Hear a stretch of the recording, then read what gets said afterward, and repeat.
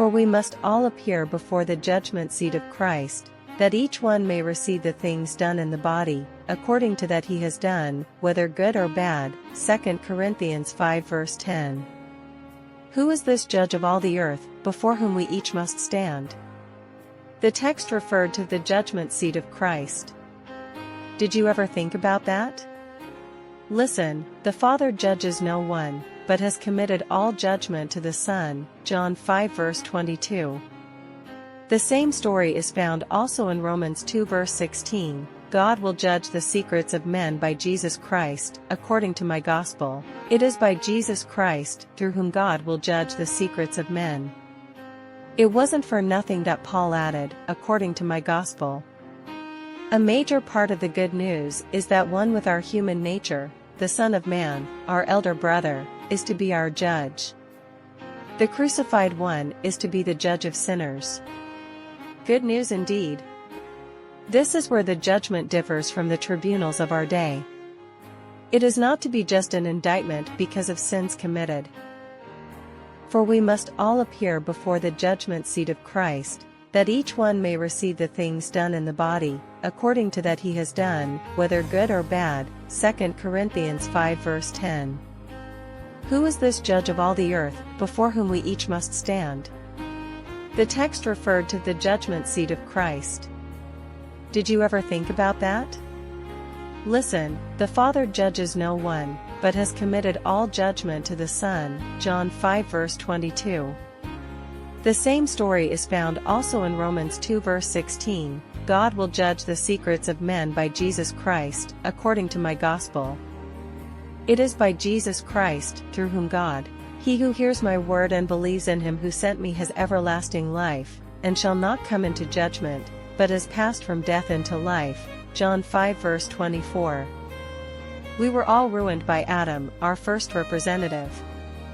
But Christ came as the second Adam, the second representative of the human race, and he redeemed us all. Legally it is so. Personally it becomes so as I believe it. 1 John 4 verse 17.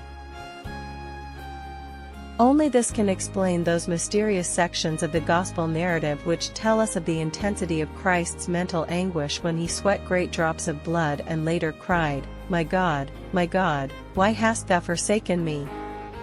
It was not fear of death that explains Christ's agony. It was the awareness that he was suffering for the sins of the human race. He was forsaken of God, or so it seemed, that we might not be.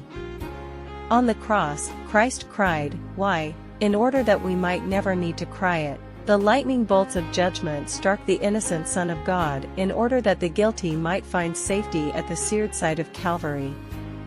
It is no travesty of justice.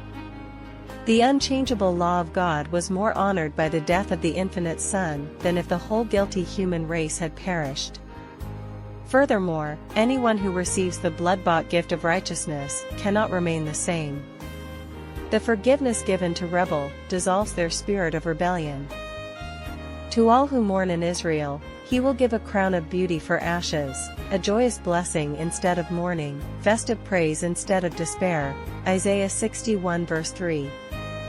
We can all look back and see new beginnings, disguised as endings in our lives. It was like that when I quit the job I'd had for many years. It was really hard to do, especially since I didn't know what I'd do next. It felt like an ending, but it really was an exciting new beginning. The four Gospels tell the story of what Jesus did while he was on earth.